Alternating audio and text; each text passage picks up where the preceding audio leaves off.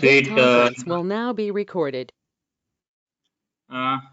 First of all, good evening one and all, and I welcome you all for my today's presentation. I will be presenting over Navajata Shishu Paricharya, nothing but newborn care.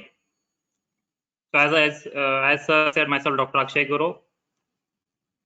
So here I will be presenting on normal newborn care. Coming to the introduction, say newborn care or newborn, the pred neonate represents 28 days of life, like immediately after the birth up to the 28 days of life, where again it is subdivided into early neonate as well as late neonate, where early neonate can be correlated up to the 7 days of life, and from 8 days to 28 days it is called as late neonate. Why I am telling this, why I am stressing this is, see, again neonatal period itself is very crucial as well, important period, but under that again very early neonate is very crucial period, where the what all the problems happen during this early neonate phase as well as late neonate phase will have a long-term impact on the babies as well as the family itself.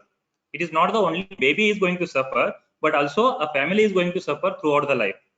So why I'm stressing this is because of this.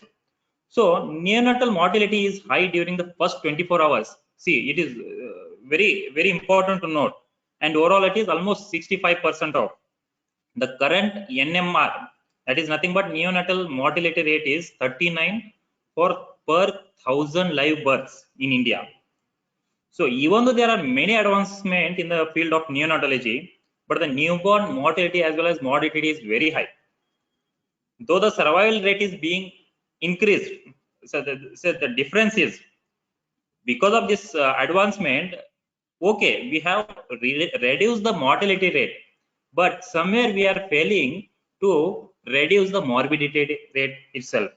Okay, so okay, we live births, we are saving the life of a babies, but somewhere it is pinching us that morbidity, the cause or the impact what it is going to happen, or the problems which are going to happen. Okay, we are like somewhere the prevention is bit like away from it, where because of that again it is going to have a long-term effect on the babies. So our main aim and the goal is not only to reduce the mortality, but more importantly to ensure their intact survival. This is our main goal of Ayurveda. So okay, this is what a Navjata Shishu Paricharya, the importance of Navjata Shishu Paricharya, what is the main goal. But today the main aim of this presentation or my presentation will be the review of importance of Navjata Shishu Paricharya, because you all will be knowing what is Navjata Shishu Paricharya or newborn care. But today I will be linking. See, only thing is I will be just going on discussion, because these all things already you have been learned or you have been going on practicing. But only is how we should understand the Ayurvedic aspect along with modern aspect. How we have to correlate this. This is the only way I'm bridging between Ayurveda as well as modern aspect. So coming to one more aim is discussing the scientific background of Navjata Shishu Paricharya. So what exactly it has been said in the past by our acharyas, to discuss in the scientific manner. This is the only two aims which I am going to carry forward for the today's presentation. So as you all know, what exactly is Navjata? So Navjata can be termed as under three headings, that is again Jatamatra, Sadyojata and Navjata Shishu Paricharya. So all these things or all these words are synonymous. In Ayurvedic classics too, the three words are equally used with the same sense. But again, when you critically understand what is Jatamatra, Sadyojata as Navajata, here comes what exactly it means. So Jatamatra Paricharya can be correlated or like it is referred to the babies immediately after birth, especially babies immediately after the birth up to the time where there will be cutting of umbilical cord. This time period it is termed as Jatamatra Paricharya.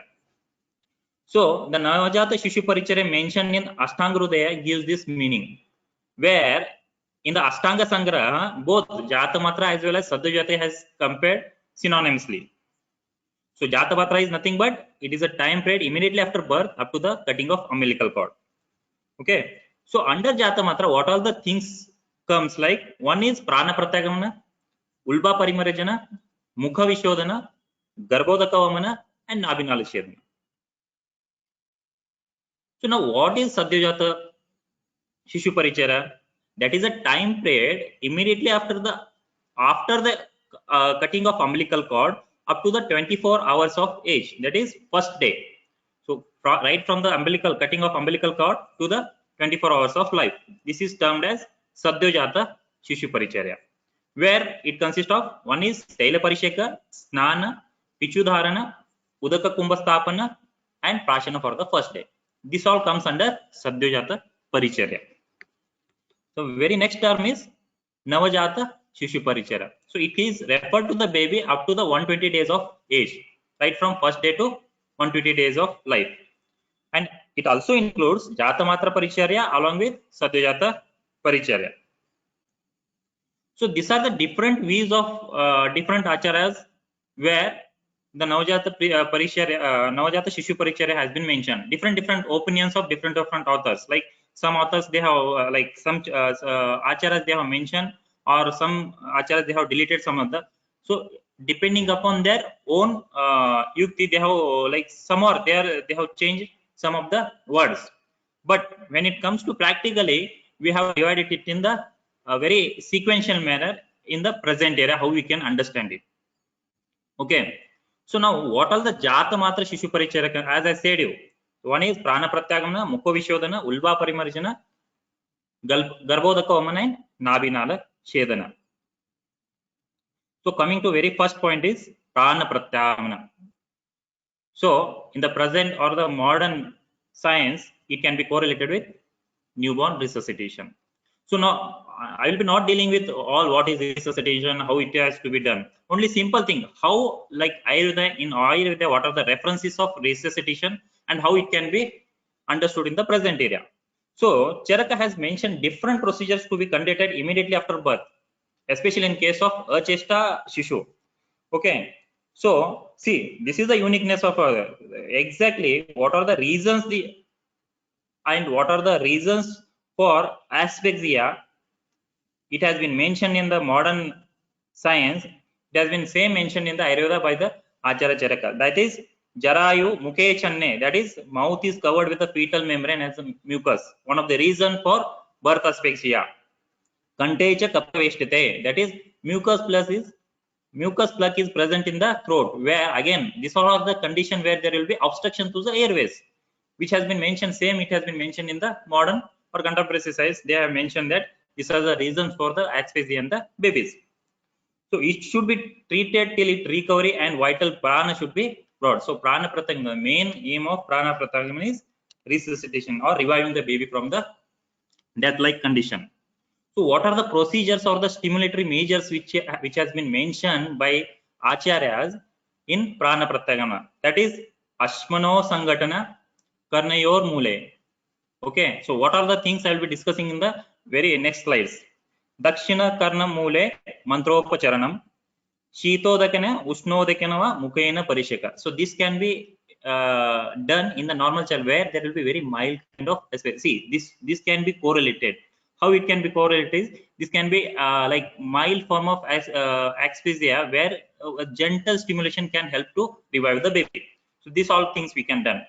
Where in the very Achesta baby Shishu, where there will be very severe kind of asphyxia, we can go with the Krishna Kapalika Shurpena Abhinishpaya. So now what all the things it means we'll be discussing in the next slide. So the beauty of Ayurveda, that is the principle adapted behind these procedures explore that scientific knowledge of Ayurveda, and it seems that Ayurvedic principles of resuscitation and that stands almost equal to that of resuscitation mentioned principles which has been mentioned in the modern science. Okay. So what is now Ashmano Sangatana Karnamo Live? So there is nothing but it is a procedure where they have mentioned that you have to rub gently, okay, 2 stones near the Karna, that is near the ear, so as to produce the sound. So how this is going to help? It is a sensory stimulation. Nothing but it is a sensory stimulation where due to the sound, it is going to stimulate to the auditory nerve, which in turn this auditory nerve will passes an impulse to the midbrain, where in the brain where it is going to stimulate to the respiratory system, and the respiration is going to occur, and that is going to help for the normal respiration in the baby. This is a simple understanding of how this Ashmano Sangatana is going to help to the babies. Now, you may ask why they have mentioned stone, why not the metals? So for this, there is no any explanation in the classics, but how we can understand is, see, stones, one thing is it is very easily available, cost effective, and very like at any time, anywhere it is available. And why not metal is sometimes metal, again, it is very costly. And the second thing is metals may produce very loud sound, which may hamper the tympanic member or the auditory system of a baby. So rather than metal, stones were used. This is what a simple understanding what we can understand by this. Okay, so coming to the next thing is Dakshina Karna Mule Mantropacharna, right? See, Veda mantras like specific rhythm, frequency, as well as amplitude chanted for the long time may stimulate the electromagnetic wave of a brain, which in turn helps to stimulate the respiratory system in the midbrain. So that's a simple way. Again, it is because of Akasha Mahabhuta, again, it is going to help for the Shrotrendriya. Now, coming to the Shitodakena, Ushnodakena, Mukhena Parisheka. So this is a secondary method of sensory stimulation by continuously sprinkling alternative warm as well, lukewarm as well as cold water on the face. Now, as you all know that face consists of face consists of cold receptors. Okay, and because of continuously alternately sprinkling lukewarm as well as cold water, this cold receptor will receives the stimulation, which in turn will help to stimulate the facial nerve, and this facial nerve will carry forward the impulses to the midbrain, and in the midbrain it stimulates the respiratory system for the easy ongoing of respiration. This is a simple understanding of how Shitodakana and Vishnodakana. Why? See, one more thing is why they have mentioned Mukha itself. Like your question will be, why not other body parts in the body? Why? Because face is the only place where you will be having all the indriyas at a stretch, and at a stretch you can stimulate all the 5 indriyas because all the indriyas are present there. So it is very easy to stimulate within a short period of time. Okay, so this is what easily understanding of how it is going to help. And moreover, blood circulation is very maximum on facial area, so that is also one of the reason where it is going to help. So if these methods of sensory stimulation fails to revive the baby, immediately move to the next part, that is, which will be considered as a moderate or severe kind of asphyxia in the Ayurvedic way we can understand, where you will be having Krishna Kapalika Shurpena Abhinishpayet, which can be considered as, it will be continuously fanning, okay, with an instrument. So which is going to have an impact, how it is like, it is going to help, like it creates the negative pressure and gives out a fresh air accumulation with the high concentration of oxygen, like which is going to help to the baby to have a fresh air. Nothing but in the modern science it can be compared with the O2 supply, that is nothing but oxygen supply. Okay, so those babies who fail to initiate spontaneous respiration by above negative pressure, they require positive pressure ventilation provided by bag and mask ventilation. So this is in higher, where in the modern science we are going to high. Okay, even after giving oxygen, if you fail to give revive the babies, you have to go for bag and mask ventilation. So these are the different modern methods where they have mentioned flickering, flapping, as well as gentle massage on the back for the stimulation, or these all are the tactile stimulation to stimulate the expatriated child. So bring back the normal respiration. So I'll be not dealing with exactly what is newborn resuscitation. Rather, I have we have made some our own understanding how the prana pratyahara or jata matra paricharya can be understand in the Ayurvedic aspect. So immediately when the baby is born, so what you will be doing? Ulba Parimarjana. That is nothing but what all these things are, we will be discussing in the next slides. So Ulba Parimarjana is nothing but cleaning of a skin where there will be Vernix gaseosa, Then next, what you will be doing is Mukha Vishodhana as well as Garbhodaka Vamana.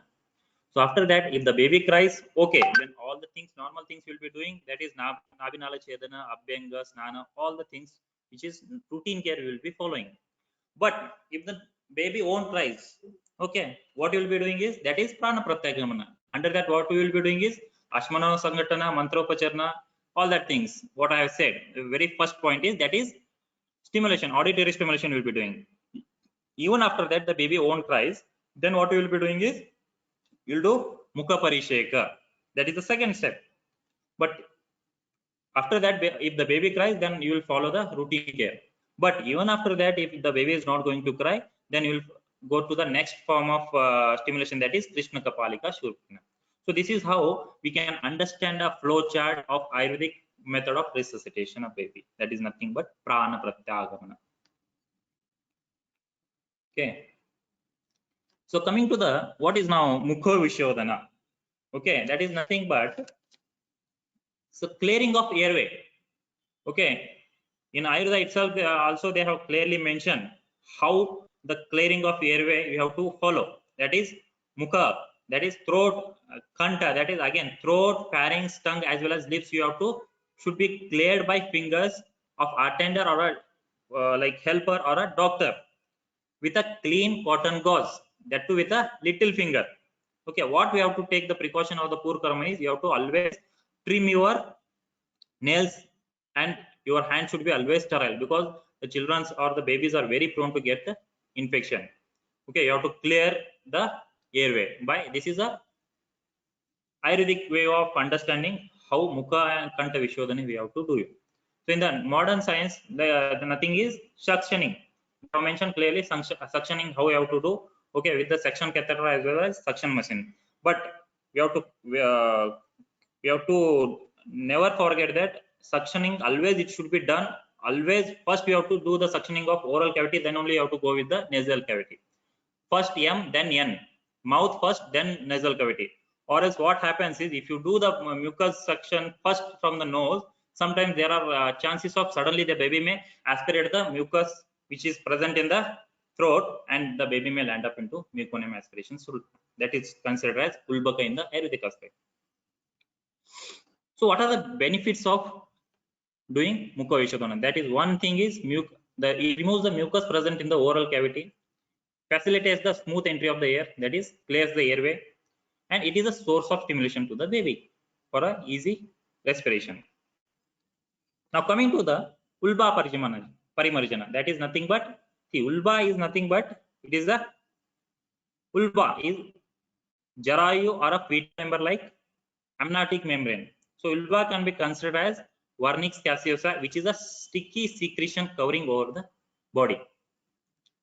So this Vernix caseosa, what it does is, the main important phenomena of being Vernix caseosa is having Vernix caseosa is, it prevents the baby from the hypothermia. Okay, so how it has to be washed or cleaned is, in the classics they have clearly mentioned is, you have to mix the Gruta as well as Saindava and you have to clean. So Saindava being, it is a very like it helps to remove the sticky secretion, and Gruta which we use, which will help for normal, or it helps the baby to prevent from hypothermia. Okay, why? Because babies are very prone to get hypothermia because of excessive heat loss. So in the WHO, according to WHO recent protocol for a newborn baby says that do not wipe off vernix and do not bath the newborn. So this is the clear statement given by WHO in the recent protocols. So the importance of our science comes here.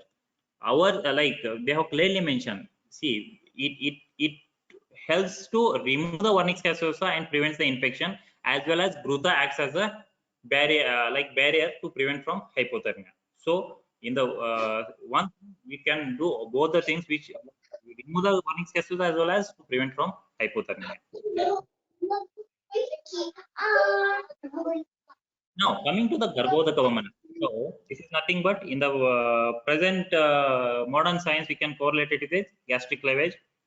Okay, so Garbhodaka, it is nothing but amniotic fluid. So during fetal life, usually the fetus aspirates some amount or swallows some amount of amniotic fluid. So to remove this amniotic fluid from the body or from the stomach, there is like some procedure followed, and which has been like they say that you have to mix the Gruta as well as Saindava and make the baby to lick it, and you have to do the stimulation on the jiva so as to the baby can vomit the solid amniotic fluid. So presently, this is very difficult to practice in the present era. But instead of that, a very simple thing is what we can do is we can do the gastric wash along with using normal saline. So in the present day, we are practicing gastric lavage by normal saline. So this is not regular woman what we speak. It is not a classical woman. This is just a kind of tingling sensation by giving sadhyo, like kind of sadhyomavana. So coming to the nala chedana, nothing but umbilical cord cutting. So there are different opinions by different acharyas like Charaka, Shushruta. Both the acharyas they believe that you have to have a distance of 8 angulas from the umbilicus, and you have to tie the Karpasa Sutra, like we have to tie the thread and you have to cut it, and you have to the thread should be tied around the neck very gently. Why? Because of the importance of saying this is sometimes if you leave the umbilical cord beneath, then there are chances of getting bleeding from the umbilical cord, or sometimes there is very high chances of getting infected by the feces or the urine of a baby. So they have mentioned it should be tied around the neck facing towards the upward direction. So Charaka as well as Shushruta believes it as a 8 angula, whereas Vagbhata says it as a 8 angula. Where immediately after cutting of umbilical cord, they have mentioned, the acharyas mentioned to apply the Kushtatela. Okay, and even today we are using in our practices to apply the Kushtatela. Kushtatela is a very important or very common drug which helps to prevent from aseptic measures like, and even it is an antibacterial as well as antiviral property.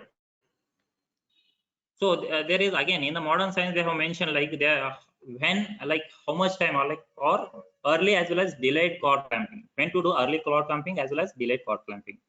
In the conditions like RH incompatibility as well as children born with asphyxia as well as prematurity baby as well as IUGR babies, you have to cord the clamp very soon as possible. And delayed clamping it should be done in the conditions where there will be nutritional anemia in pregnant mothers. So this was all about prana pratyagama, nothing but as jata matra shishu paricharya. So coming to the sadhyo jata paricharya, under that we are having taila parisheka. That is very important. See, prasuti kleshitam cha anu balatailana sechayet. So the very most important procedure which can be adopted here is parisheka or abhyanga with balataila. Now, prasuti klesha is babies or the baby undergo a lot of stress, and the babies will be very much struggling throughout the labor from the right from the time of true labor. The babies will undergo lot of stress. Okay, so which is again a vata predominant. So there will be increased vata. So to bring it to the normal, snehana is a very best method to bring back to the normalcy of vata. So immediately after birth, the snehana like Abhyanga as well as Parisheka will help to normalize the Vata. This is the easy understanding why the Abhyanga has to be done in the babies. So this is one of the research article which has been published in the Korean Academy of Nursing, where they have seen the effect of infant massage on weight as well as height and the mother-infant interaction. So the result was very interesting that they says that it facilitates the mother-infant interaction as well as promotes the building up of the emotional tie between the mother as well as her infant. Coming to the snana, so according to different acharas again, Charaka as well as Sushruta, they say that once the baby has been arrived from the or revived from the and stabilized, the bathing should be done. Okay, again there are different drugs which has been mentioned so as to prevent from infections like Shiri Vaksha Kashaya, Sarvanga Gandhodaka, water dipped with heated silver as well as gold, decoction of Kapitta Patra. See, when you see all these drugs, it clearly suggests that these all drugs are having the properties of antiviral as well as antibacterial properties, wherein which helps in preventing sepsis in newborn.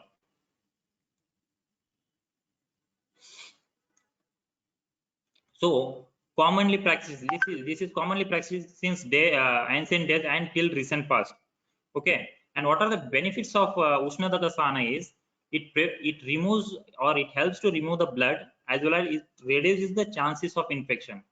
So most of the time, okay, even in the modern sciences they say that in the cases like especially the babies which is born to the HIV mother, they immediately after doing all resuscitation process and all, immediately they will give the baby bath so as to prevent the baby from getting infected.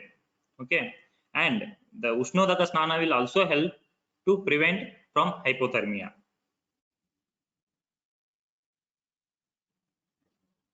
Coming to next point is Pichu Dharana. So this is nothing but it is a very simplest as well as effective procedure one among Murnitana. That is nothing but you have to apply taila which is soaked like we have to apply the gauze pad which is dipped in the taila on the Murni Vaga, where especially in the Brigma. This is a routine care which we practice. Why? Because anterior frontal is a very prone area and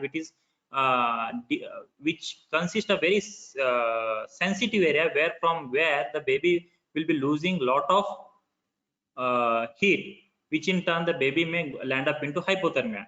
And this is a place which is very sensitive and may have a prasuti klesha. To prevent from again prasuti klesha, because head is a place where it will be having lot of stress during the process of labor, where there will be different changes. Molding is a process where there will be again the sagittal sutures as well as the sagittal bones as well as occipital bones will changes.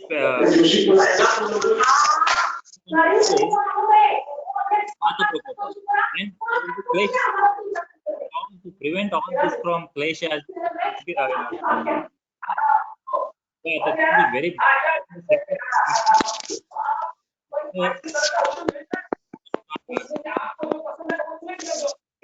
What are the benefits? They said you. Is this prasuti klesha? The conditions like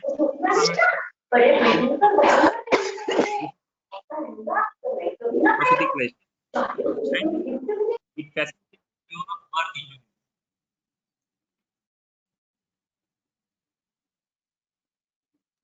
So coming to the very important point, as I said you, it helps to prevent from prasuti klesha.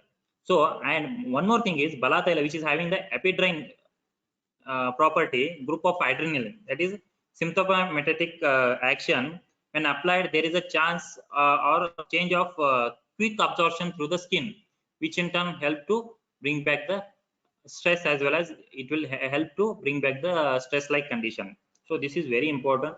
That's why they say that you have to apply Sneha Urna, that is Brahmarandra Pradesha, that is Brigma.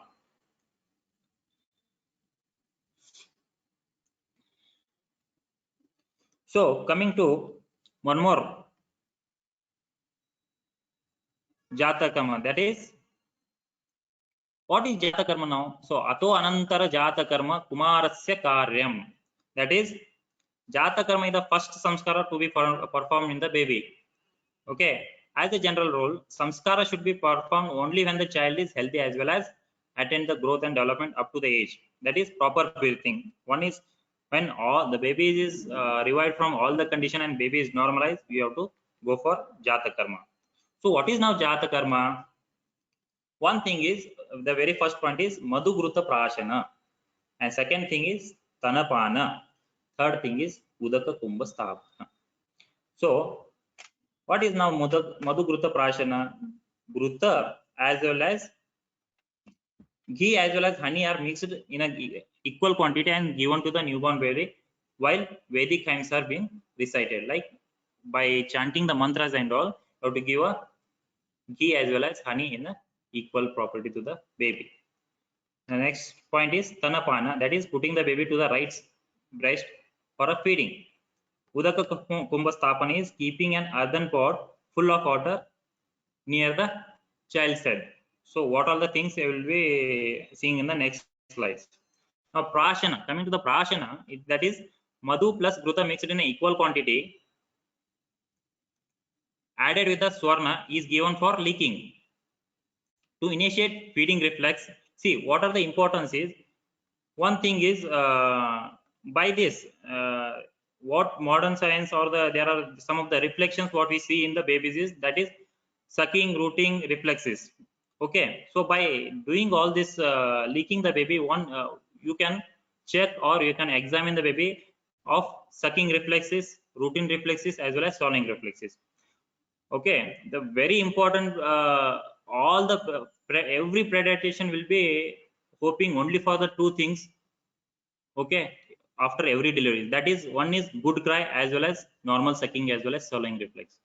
Once the sucking as well as the swallowing reflex is very good, then 99% of the problems has been gone. Only somewhere there will be problem. Okay, because sucking so whenever there is CNS problem and all, there will be problem with sucking as well as rooting reflexes, or else the baby will be totally normal.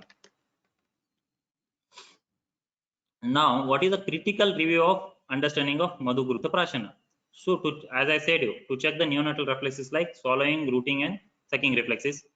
Okay, and why ghee as well as Madhu? So, ghee has the capacity to accelerate the normal liver function. So, this prevents. So, because again there will be immature liver cells where again when you stimulate the liver, obviously you are going to prevent from the neonatal jaundice. That is, especially most of the time there will be physiological jaundice.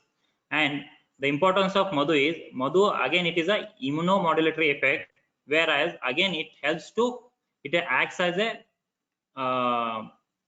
because immediately after the birth you are not going to give the feeding stanapana.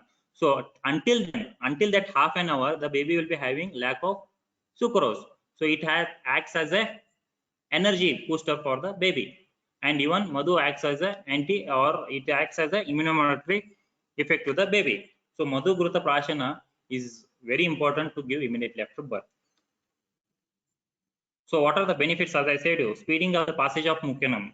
One thing, it speeds up the passage of mucinum, which in turn helps the baby to prevent, once the baby as soon as the mucinum is passed, there is high risk of getting, or there is a very low risk of getting neonatal jaundice syndrome. Acts as supplementary food to colostrum, meets the nutritional requirement of a baby for first 3 days, because sometimes in the cesarean cases and all, cesarean sections and all, there will be very lack of secretion of milk. So in that condition, the baby maybe it may be helpful for the baby to as a need of, or to meet the nutritional need. So and also to prevent from hypoglycemia, because again if you go in detail, if there is a baby if land up into hypoglycemia and all, there will be chances of hypoglycemic seizures in the babies, which will be having again long-term effect on the babies. And also it helps to boost the immunity. So this is one more article which has been published, that is response of newborn to Madhu as well as Gruta. In equal quantity was administered for 7 days to the newborn, and the results were significant rise in anthropometrical measurements, rise of T protein as well as globin levels. Okay, and it triggers the response of immunological system in the newborn. One more, there was effect of Madhu Gruta as well as Swarnavacha Madhu Gruta on neonates. Coming to Stanyapana. According to Charaka, Stanyapana should be started immediately afterward, that is on the first day itself, within 30 minutes of delivery, that too in a normal newborn. So critical review of Stanapana, that is to evaluate the neonatal reflexes like rooting, sucking as well as swallowing. Availability of colostrum is made sure that the baby which is a rich source of immunoglobulins. Okay. So above all this procedure, it stimulates the involution of uterus. See, it is not only helpful for the babies, but it is also helpful for the mother, where it will help for involution of uterus. Matlab, in uterus will be having like uterus will start going into its normal size well as shape.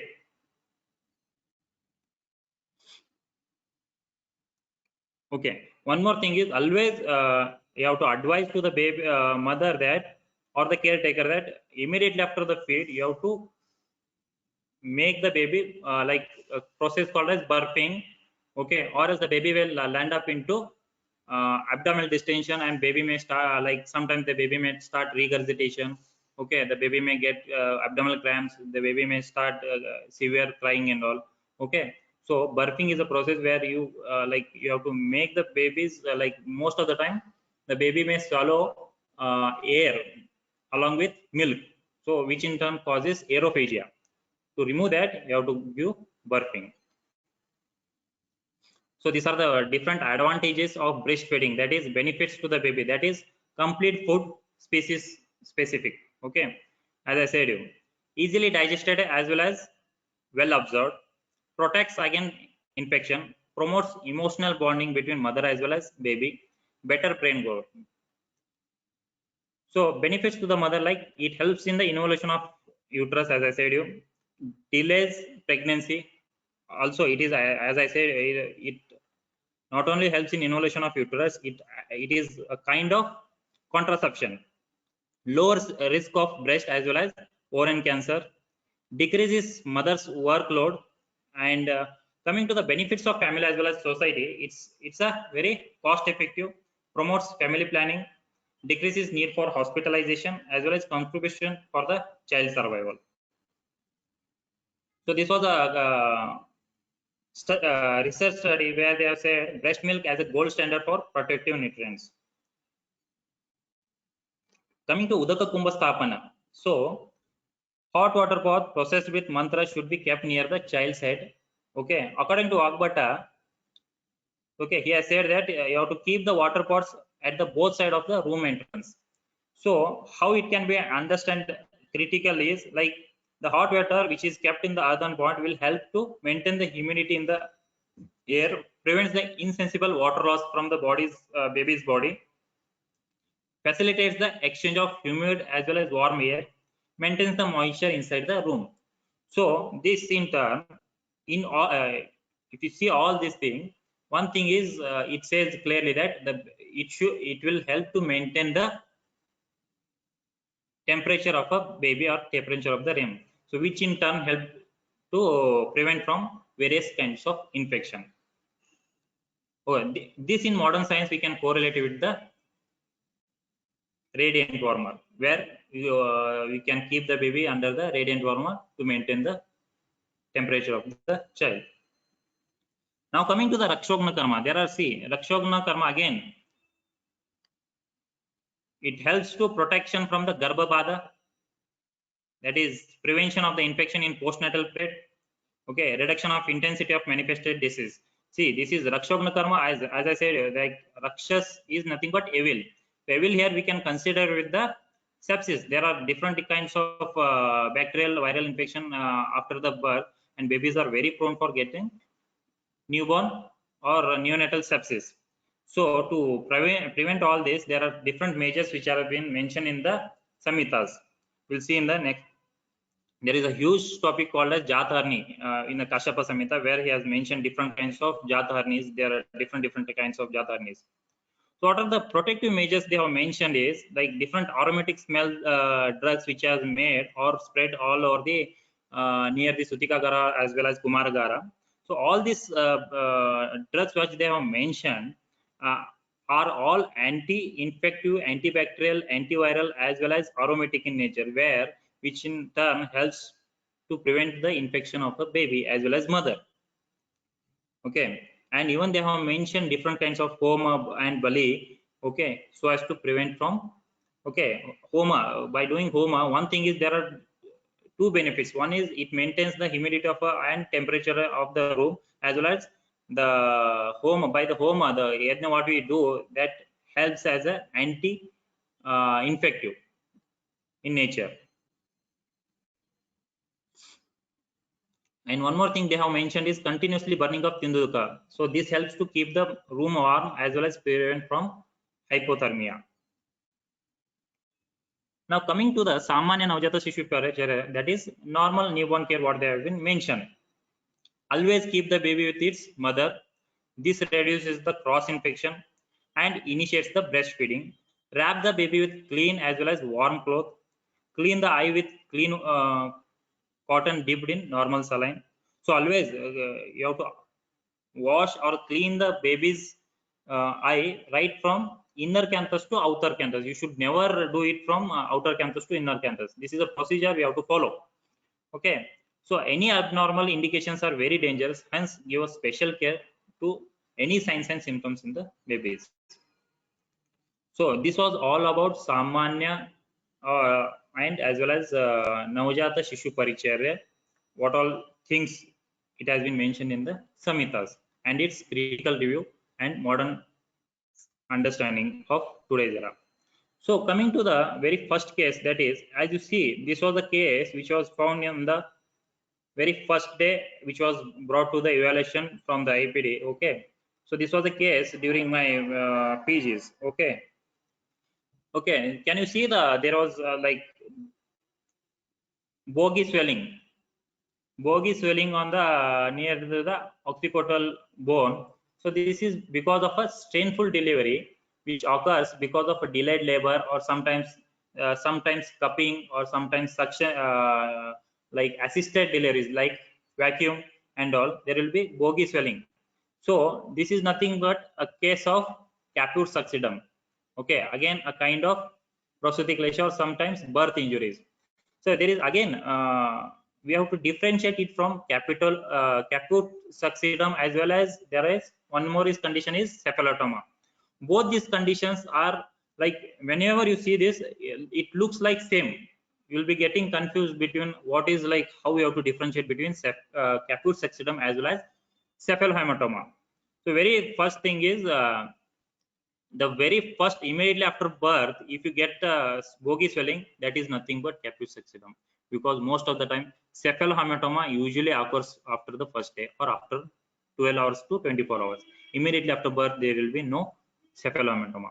One more thing is you have to one thing. Second thing is caput succidum, it is not movable, but whereas the cephalohematoma, whenever if you keep a two finger, that is index finger as well as middle finger, and if you press one finger, you will feel the fluid on the opposite finger. That is where you will be having it. It is only in the case of cephalohematoma. See, both this condition will resolve itself.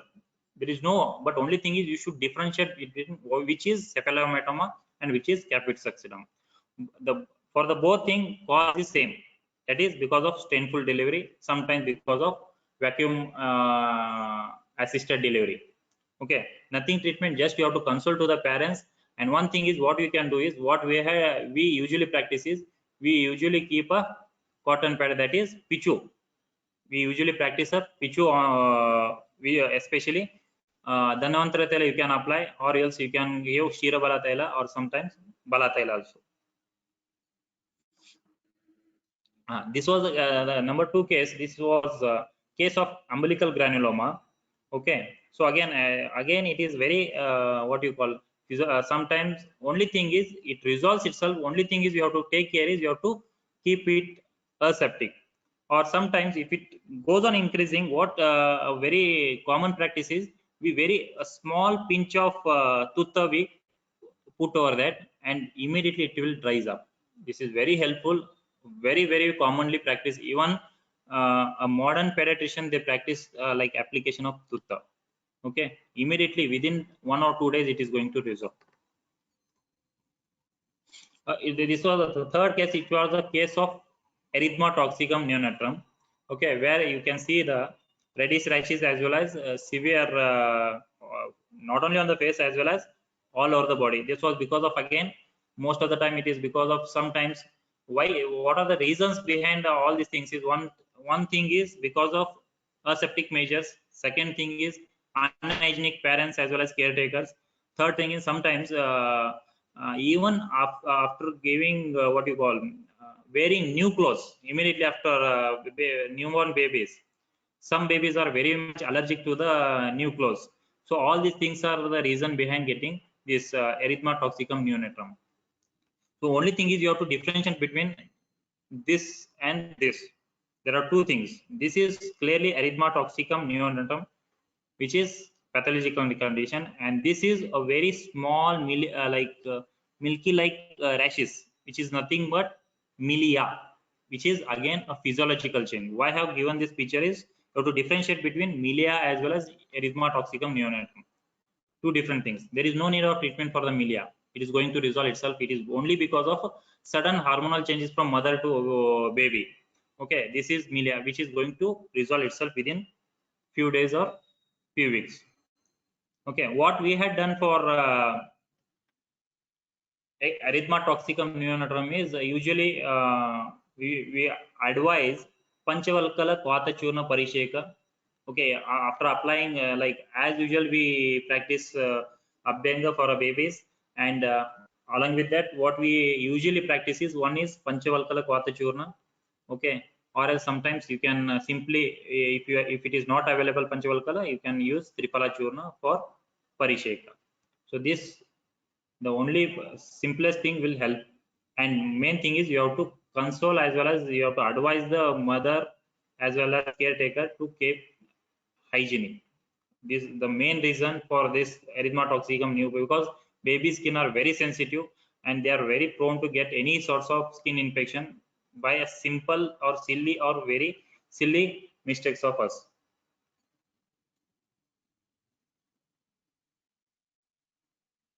So this was a case which was brought on the 7th day after the delivery, which was like bleeding per vagina. Okay, and there was some sort of mucosal discharge. Okay, so there was no need of any treatment. Only thing is this is nothing but infantile menstruation. Okay, you have to just console the parents because this is a normal, it will resolve. This is because immediately after the birth some amount of the hormones from the mother is transferred to the babies, and because of that sometimes some babies may get infantile menstruation. You have to only console them, you have to console the parents as well as the caretaker, that which is very common. It will resolve itself within 1 or 2 weeks. That's all. And only thing is you have to maintain the hygiene. Okay, and Panchavalkala Kvata Parisheka is the best way to maintain the hygiene. Okay, so we had advised Panchavalkala Kvata Churna Parisheka for this baby. So you might have observed this case. Okay, you might have observed the differences in this picture.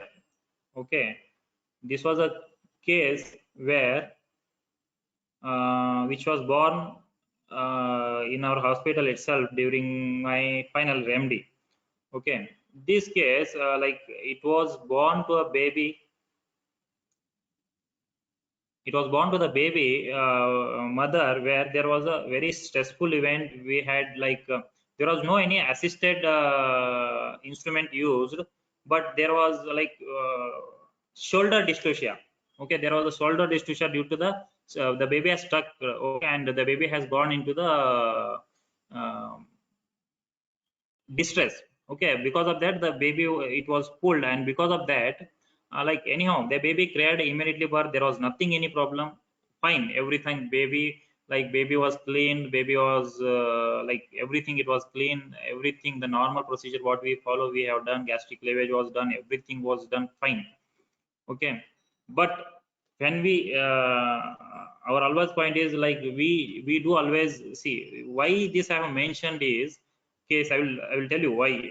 Just go through this video once.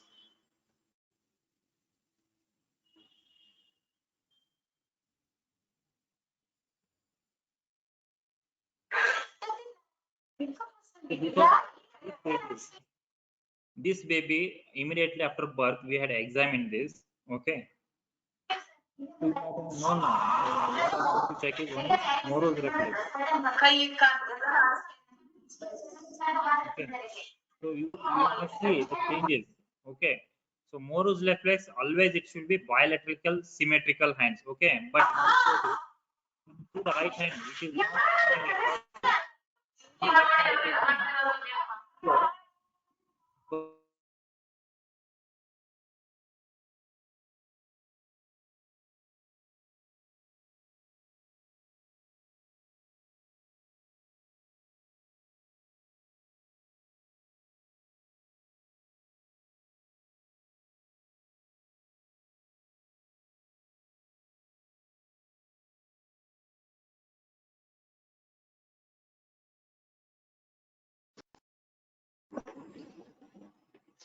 okay. So thinking it as sometimes this unilateral Moro's reflex will be in three like some of the conditions. Like one is fracture of clavicle bone. One is dislodgement of humerus bone. Third thing is one of the condition where it is very common due to shoulder dystocia, that is Erb's palsy. So to rule out whether it is because of displacement of humerus bone or because of clavicle bone, we had taken a X-ray, but it was normal. Okay, the baby was again checked on the very third day of a delivery. The baby is again. What we had done is we are simply advised Mrudu Abhyanga Shirabala Taila. So this baby, this is the examination on the third day. Clearly says again, right hand it is not all moving. Unilateral again absence of reflex. Okay, what we had done is simply okay, just we had done Mrudu Abhyanga just as a scan, okay, not a massage as such. Okay, just we had applied very gently, and the gauze is what you are seeing round one. That like nowhere it was mentioned that it is just what we had innovatively thought that to prevent from clawing. Okay, only thing is in the Erb's palsy you all know that there will be clawing of the fingers. Once there is a clawing of fingers, if it gets stiffness, you can't bring back to the normal. Only thing is with that principle, understanding that principle, what we had done is we had given a gauze piece, prepared ourselves, then we had tied it for a long period of time, so as to prevent from stiffness of their fingers. And the positioning babies, that is in the shape of W.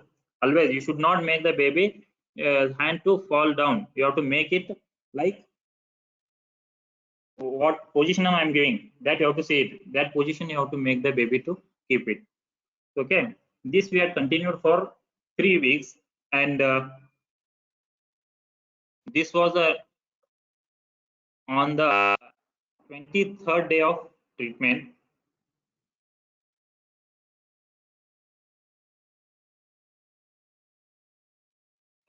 On the 23rd of day of treatment, the same baby, I'm showing you the same baby.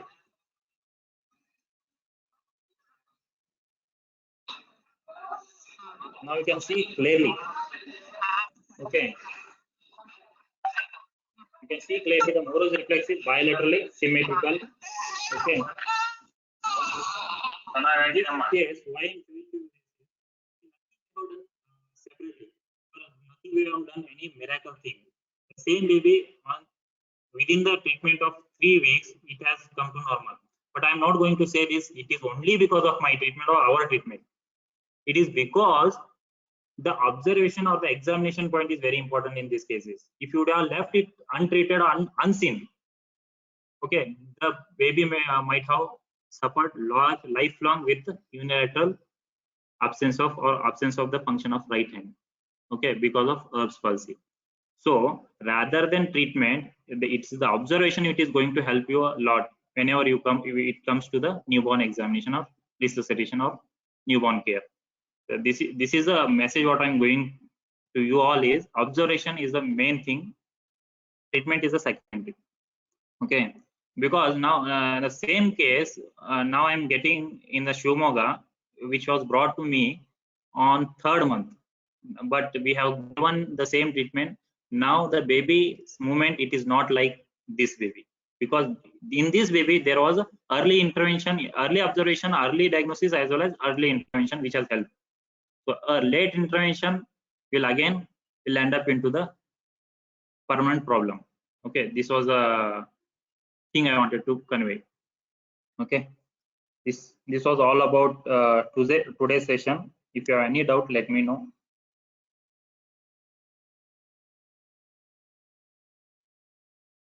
Hello, sir. Am I audible to you, sir?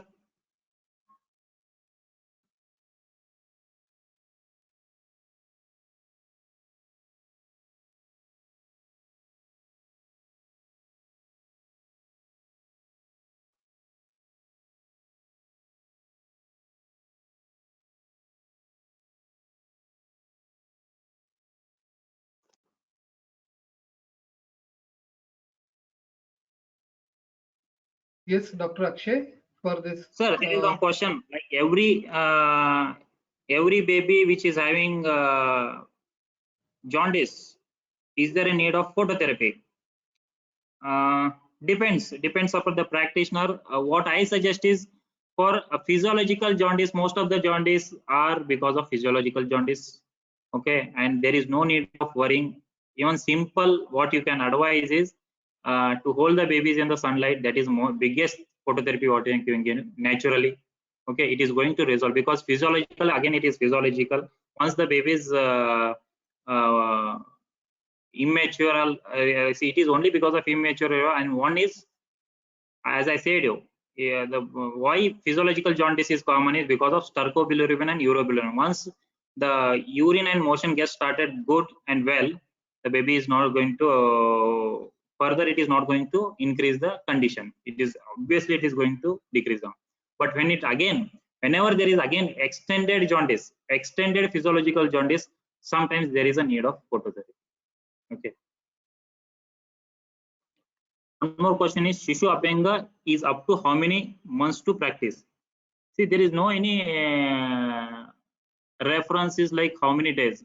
Abhyanga can be practiced throughout your life, right from the birth. Okay.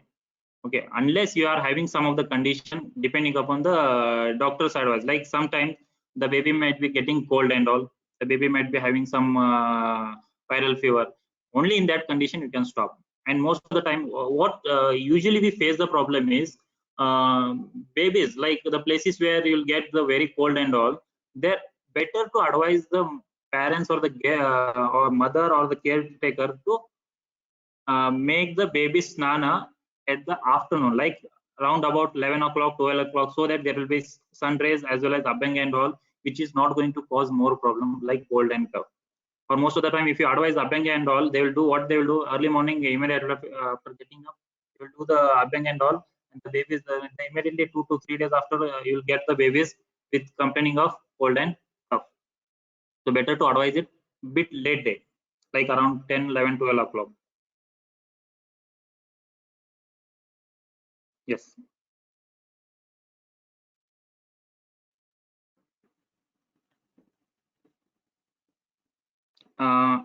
Post prasava, if the forceps on, I didn't get the question, sir. Post prasava, if the forceps on, in future any problem may occur, the baby related neuro side. See, nowadays forceps deliveries are almost reduced, okay, because everyone are opting. But if there is forceps delivery, the marks which are found on the face and all, sometimes the complication, neuro, again you have to rule out. Sometimes the baby may, because see, only thing is, whenever they are assisting like forceps and vacuum, definitely there will be one or the other complication. But sometimes there will be asymptomatic or symptomatic, or hidden problems which will be facing in the future plans. But we can't predict that every forceps babies will be having one or the other neurological problem. It's not like always. It is not all the forceps babies will be having a neurological problem in the future. There is one question, very unique question, that is, it was an expected question. Ghee and honey in an equal quantity. Yeah. See, this, why ghee and honey in an equal quantity? Because it is typically, it has been mentioned, because ghee and the honey in the equal quantity, it acts as a acquired immunity. You see, whenever it is just like a small quantity of see, obviously this question is because ghee and honey in a equal quantity, it acts as a visha. So because we are giving in a very mild dose, and it is just like to make the abhyasa satmya. So it is nothing but oka satmya. So equal quantity of madhu and ghee will help to, it is acts as a acquired immunity. This is the answer. Okay. Any other questions? Post therapy, mother, Karna. Is stock milk is advisable in a month? Whether it, like your question, you want to ask the question like whether top feed milk is advisable in a month, and within a month you are going to ask, like your question. I'm not getting your question. Whether you want to know that whether we can start the top feed within a 1 month of life. Is it the thing we want to know?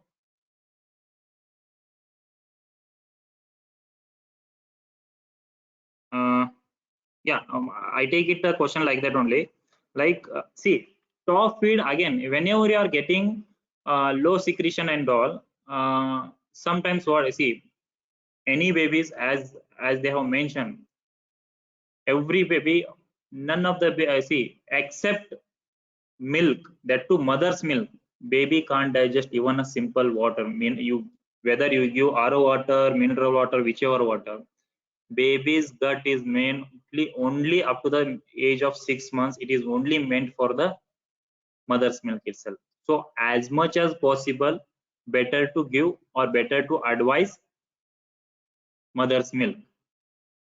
That's why the concept of dhatri, it has been mentioned in the classics, okay, long back, because it is a species specific. Okay, you can't replace mother's milk to any of the milk, not even cow's milk, buffalo's milk, whichever it is. That's why it was mentioned specifically dhatri, concept of dhatri. Today it is milk banking is a concept which has been presently they are doing milk banking. So this is why, because even though whenever you are getting less secretion or there is no secretion, fine. What you can do is you can like mother, you can advise to the mother to drink a lot of milk, at least one or 1.5 liter of milk per day. So that it increases the secretion. Okay, there are some other drugs you can advise. You will be knowing what are the drugs like tablet leptidine and all. You can give shatavari granules and all. There are different practices, different medicines they advise to increase the secretion. But even after that, if there is no secretion at all, then what you can do is you can advise the cow's milk rather than buffalo's milk. Because why? That too, even how cow's milk you can give is you have to add 1/4 of water to the milk, then you can give, if it is cow's milk. And if it is buffalo's milk, you have to add half of the water to the milk. So this is a proportion how you can add the water to the milk. Because again, cow's milk will be having less fat, mother in buffalo's milk will be having more of fat, which is again not digestible to the baby. So as much as possible, better to avoid the top feed. If there is menstrual blood in a neonate, should we do something? No, madam. Better you can just wait and watch, because it is going to resolve itself within. Okay. Yes, unless again there is again question. If it is only menstrual bleed, fine. But if it is again bleeding from the other places, okay, that is again one more condition in the babies, that is okay, then you have to evaluate. If it is menstrual bleed, if you definitely find that it is a menstrual bleed, no problem, it is going to resolve within 1 week or within 2 weeks of time. It's not going to have any problem. But as much as possible, okay, I forgot to say about the formula feed. Better to avoid formula feed if it is not necessary. If it is genuine, then only you can use. Or okay, not to advise frequently formula feeds. Okay.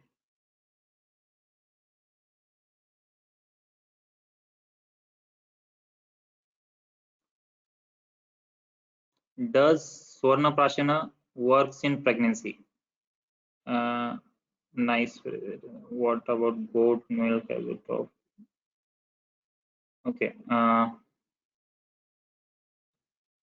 Yeah. See.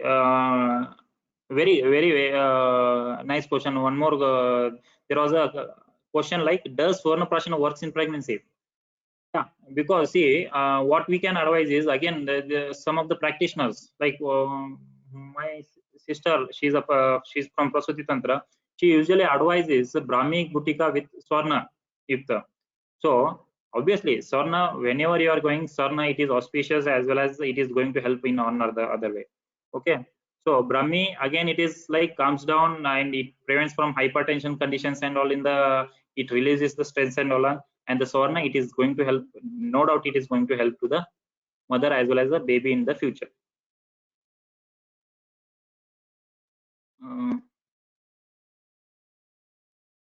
Menstruation. Okay. About menstruation, but that I had said you, only thing is hygiene as well as consolation. You have to make the parents understand what exactly it is the condition and how you have to maintain the hygiene. And along with that, you can just give any like kashaya preparation like Pachalakala has said you for to maintain the hygiene so as to prevent from UTI and all. That's the only thing what you can advise. And only thing is wait and watch. With definitely see through we have seen many cases with such condition which has resolved not only within 1 week. Usually it will resolve within 4 to 5 days most of the time.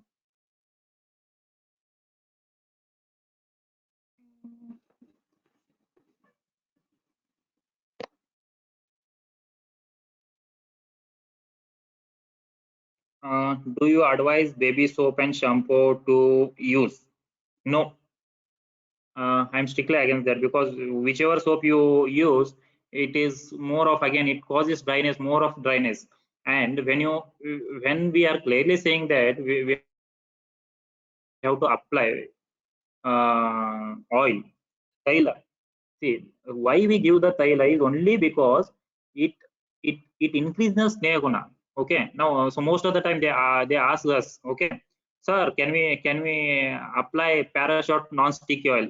I don't know the logic behind applying Parashot non-sticky oil. See, when the non-sticky is nothing but, see, why we are giving the sneha, it is why we are applying the oil is only because of its sneha guna. When that sneha guna itself is removed from the oil, then what is the fun in applying the oil? Okay. So most of them they will ask whether, sir, we can apply Himalayan non-sticky oil, this oil. See, most of them, I'm not blaming it to any of the companies. Usually the questions are what they ask. So then why you should not use the soap is, when you apply the soap, obviously the oil which you are using, it is going to vanish. Why you should not apply, because when you apply soap and shampoo, the oil which you will apply, it is going to vanish, and once it is vanished, it is of no use. It is not going to absorb in the body, and it is not going to maintain that, or else it is not going to regulate that temperature in the babies, because as I said you, oil, it is going to help to prevent from hypothermia. So if you want to maintain that warmness and snehata in the baby's skin, better not to advise any kind of soaps regularly. See, once in a while if you use, okay, fine, but regular there is no need actually, because already they have mentioned different kinds of drugs which can be used for wash. What usually my practice is, frankly speaking, if you ask to me, I advise most of the time Panchvalakala Shiri Kashaya, like Panchvalakala Kwata Churna as well as Trifala Kashaya bath. If you use that, more than enough. There is no need to apply any soap sample.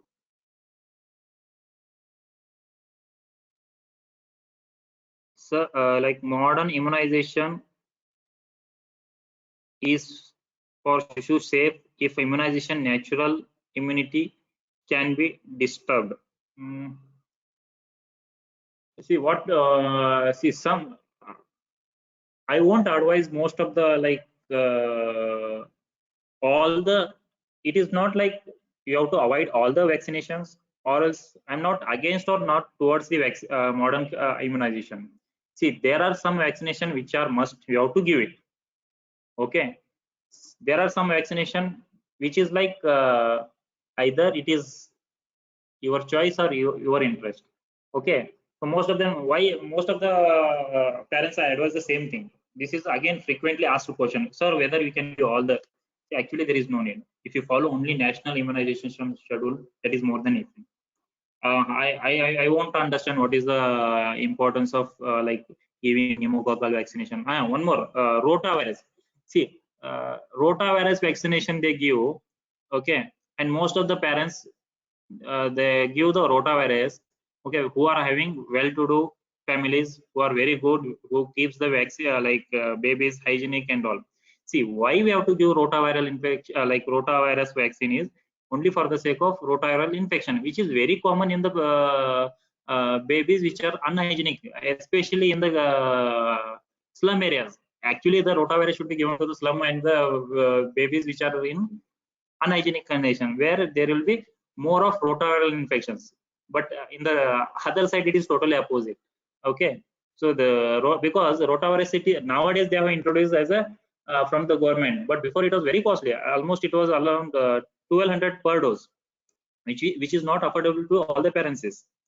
Okay, actually it is should be given to the where the babies are staying in the slum and all. Actually, if the exact use of rotavirus will be for such babies. So in the such way, all the vaccinations are not needed. Some of the vaccines, okay, which has been mentioned, national immunization schedule. What I usually say is you follow only national immunization schedule.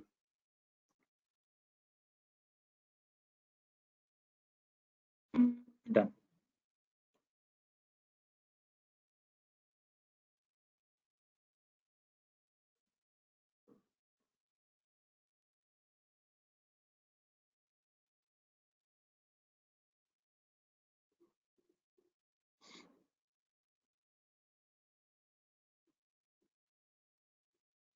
Yeah, in your same question, there was if immunization, natural immunity can be disturbed. Yeah, obviously, see, these are the vaccination which is going to alter in one or the other way. So, what, personally speaking, okay, obviously, natural immunity is going to help a lot. Okay, natural immunity is at the end, natural immunity is natural immunity. Okay, but see, again, these all are the things, vaccination, this I'm speaking about the immunization, where again there are some of the live attenuated vaccines and all. Obviously they will change the immune mechanism and all. Okay, that obviously it is going to change some or the other way. It is going to change the natural immunity. Okay. Any other question?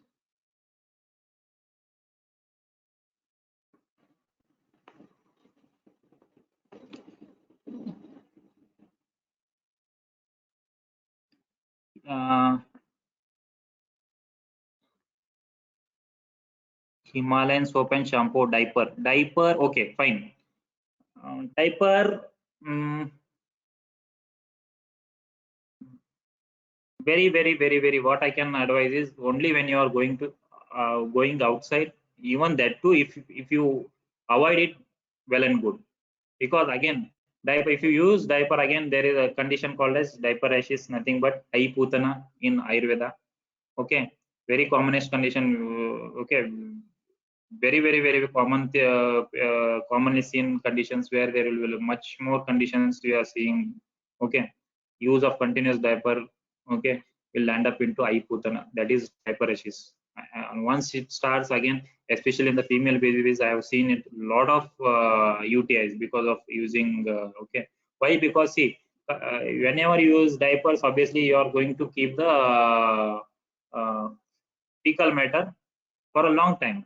Okay, so what fecal matter will be having again? Obviously, it contains lactic acid. So any acid, when it comes in touch with the skin, obviously it is going to have a corrosive action. So it is a lactic acid that too in a sensitive places like anal region. Obviously, it is going to have a corrosive action. So because of that, there will be a condition called as diaperization. So better, as much as possible, you avoid it. Okay. Even I say to many of the parents, better you don't even use Langota, because as much as you keep that ventilated, it is well and good. Whenever you are having whenever you will be in the home, better not to make the baby to wear that langota. Better you keep it open only once, and especially in the Aiputana, what you are saying is best is you can advise Matiktakalepa, very good result. Okay, very good result actually. Okay, you can advise Matiktakalepa again. Okay, Triphala wash you can give. Okay, but what I sincerely advise is better avoid diapers, even it may be whichever companies. Okay,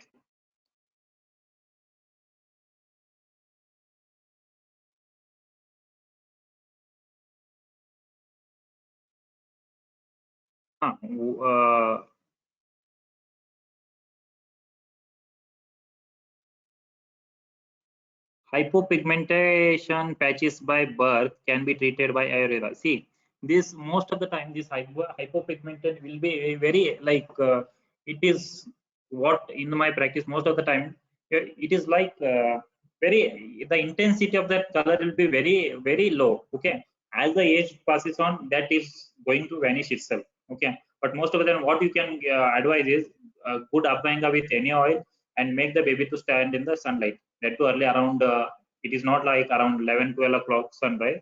Okay, around 7 8 9, within 9 o'clock or within 8 8:30.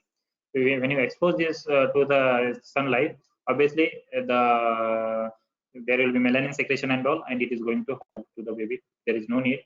Okay, it is going to resolve itself, don't worry about it.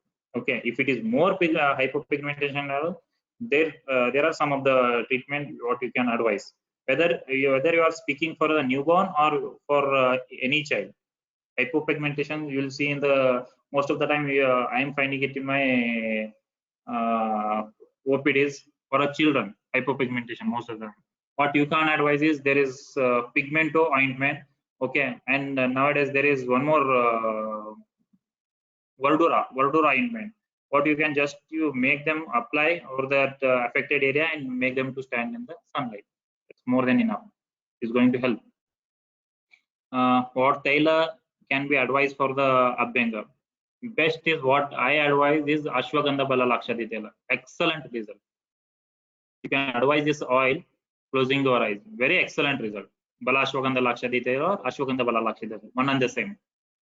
Okay. Other than that, if you don't, if you have other like if you don't have this, other options will be Ksheerabala Taila. Well and good.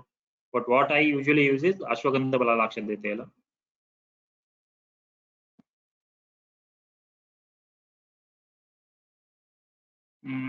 What to do in breast engorgement? Yeah.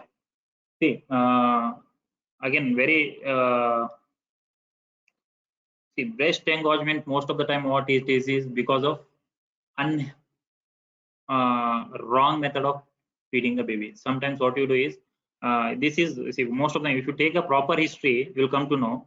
Okay, the mother will say that ये side का हुआ था madam, बच्चे ने पीना छोड़ दिया इसलिए I see always you have to feed the baby on the both breasts. Okay, you have to advise that to the parents, or most of the time what they will do is they will once the baby stops sucking from one side, they will never feed the baby on the opposite side.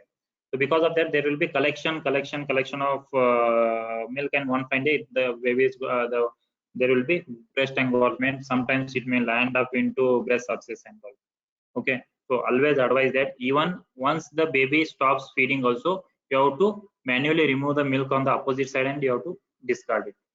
You should never make the baby feed only on the this is the main reason why we always advise you to feed on both the breasts. Okay.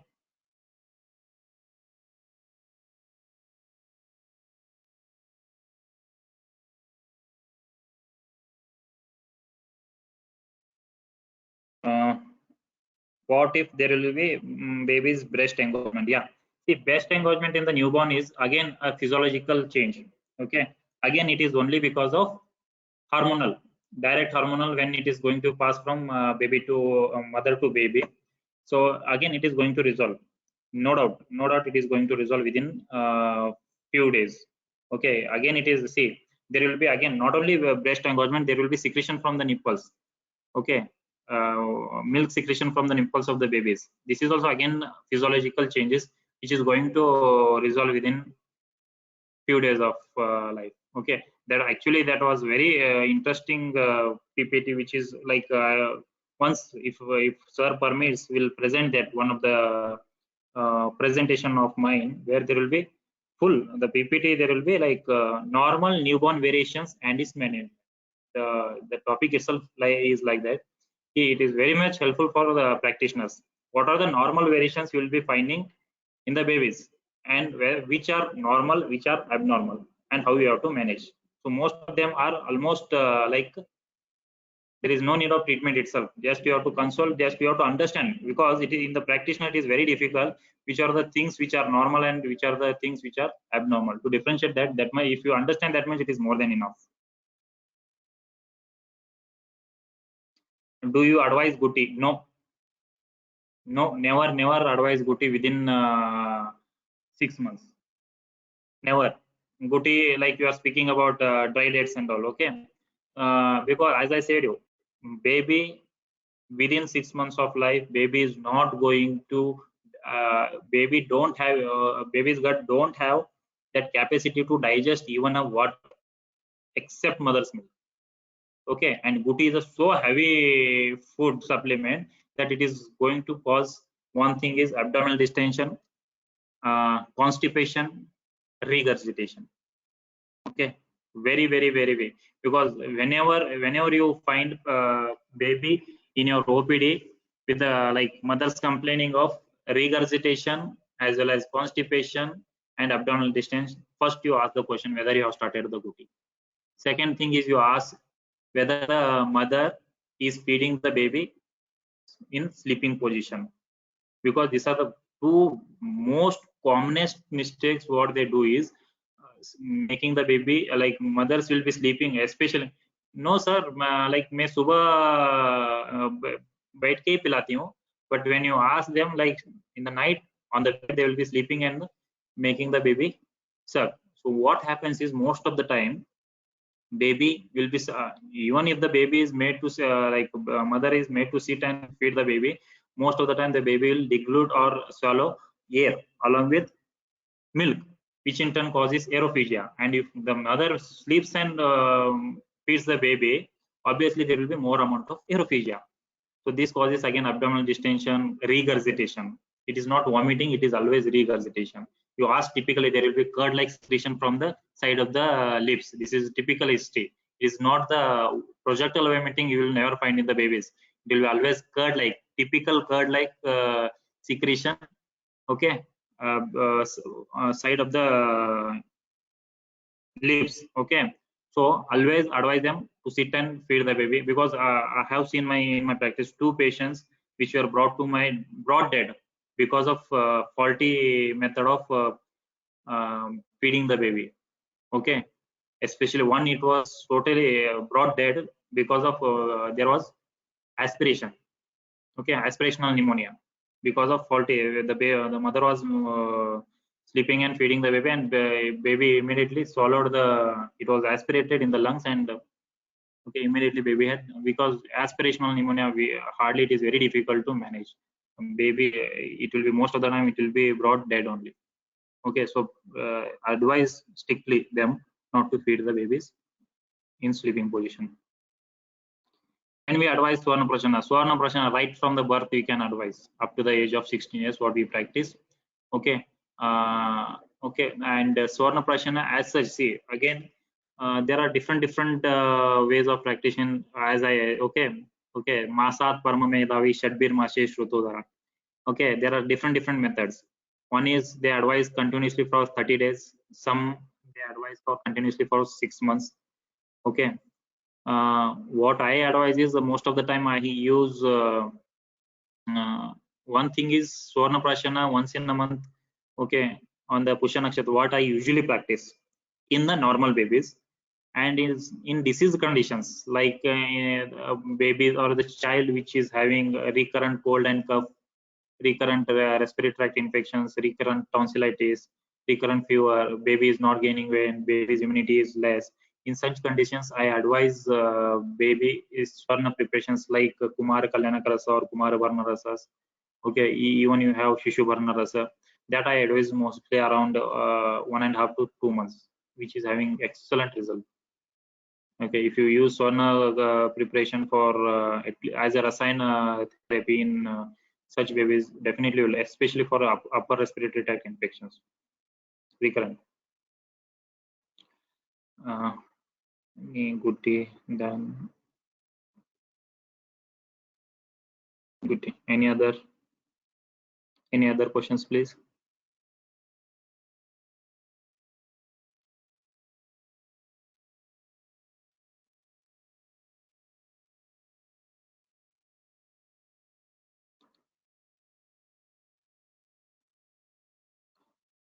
Okay, sir.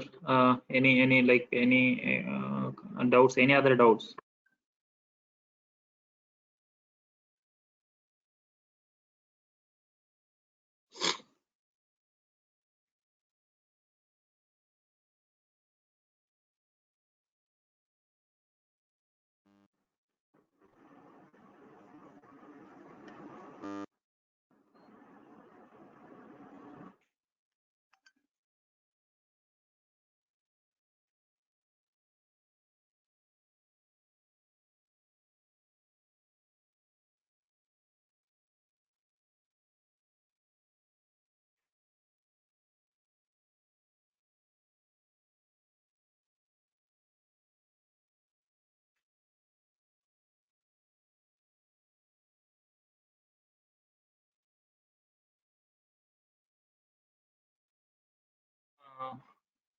Will you please repeat Swarna Kalpa for immunity? See, there are different Swarna Kalpa. Even there is what usually I prefer is Kumara Varna Rasa, which is actually not available from your side. It is stored south where the SDM pharmacy they prepare. But you get Shishu Varna Rasa, which contains the Swarna preparation. Kumara Kalyanaka as such, I won't encourage because of its cost, because per tablet contains around 253 rupees per tablet, which is very costly. Okay. Other than that, Shishu Varna Rasa, Kumar Varna Rasa commonly I use. Okay. There are again one preparation comes Kumar Varna Rasa plain, which is 2 mg. Recently they have started Kumara Varna DS, which is along with Abraka, which is very excellent result in case of respiratory infections. Even I have taken it during my COVID duty. Okay. I have now, even after positive, I have never taken any antibiotics. Only I have gone through Kumara Varna Rasa. Okay, one BID for 1 month. Later on, I have taken one OD for 1 month. So almost 2 months as a Rasayana therapy I had started.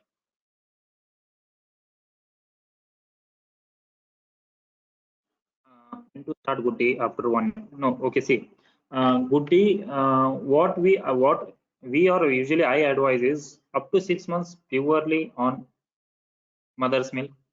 From 6 to 8 months. Okay, you start with some other liquids like especially fruit juices, especially again citrus fruits, because again citrus fruit contains more of vitamin C. Okay, so this vitamin C will help to absorb the iron. Okay, because this is a stage where there is a requirement of high amount of iron.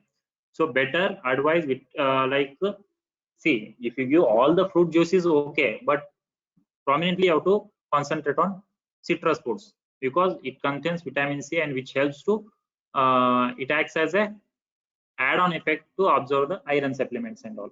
So 6 to 8 months purely liquid, 8 to 10 months again like more of semi-solid.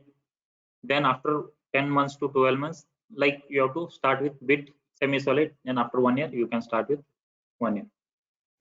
Okay, and if you start also good tea, better to start with very slowly. It should not be like main food, like you have to make slowly. It is just like you have to make habituated to that kind of food.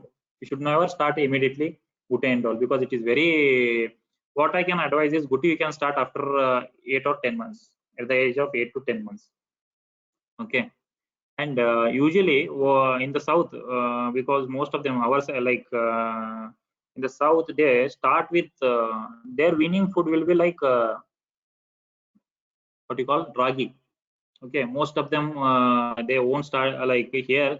Winning food towards the north, it is like they start with Serlak and all, but towards in the South Karnataka, especially places like Hassan, Shimoga, where I stay, hardly I find the children with anemia. Why? Because when you typically see the history of their winning, the south side people, they will start the winning with ragi. Okay, ragi is having high amount of iron and all, multivitamins, severe. Okay, so such babies which winning food has been started with ragi and all, I found out very much less anemic in the future life. Okay, that's why ragi better you start weaning food as a ragi. Okay, what I can suggest, best weaning food, what I can suggest for any babies. Okay.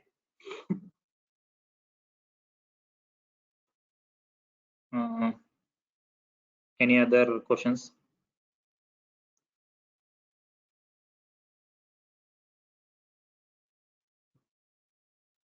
I think there are no more questions.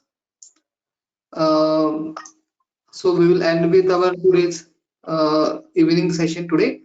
Thank you very much, sir, for this wonderful presentation and explanation of this topic for the participants. Sir, thank you once again for making giving my an opportunity to speak and share my some knowledge regarding Ayurveda to the practitioners. Thank you so much, sir. Thank you once again. Thank you. So we'll end with today's session. Good night.